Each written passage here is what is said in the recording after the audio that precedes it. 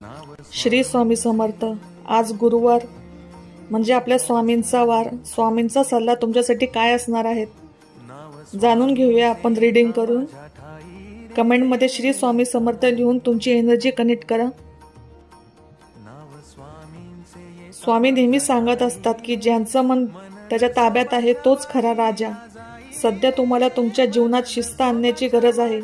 आळस सोडून नियमांचे पालन करून आणि ध्येयावर लक्ष केंद्रित करून तुम्ही तुमचे उद्दिष्ट साध्य करू शकता।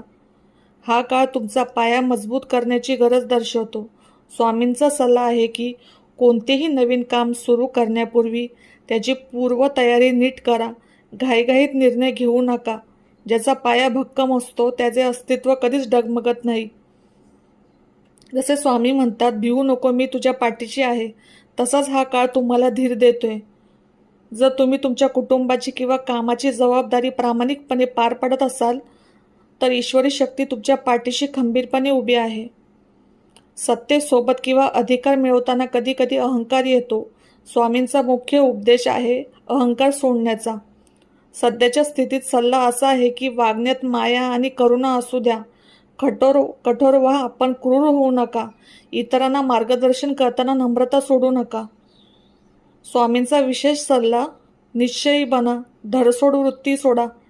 एकदा एखादी गोष्ट ठरवली की ती पूर्ण होईपर्यंत थांबू नका। जबाबदारी स्वीकारा।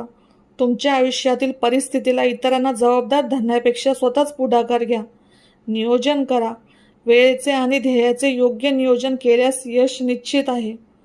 स्वामींच्या कृपेने तुमच्यात ती शक्ती आहे, फक्त तिला योग्य दिशेने आणि शिस्तीने वापरण्याची गरज आहे। श्री स्वामी समर्थ।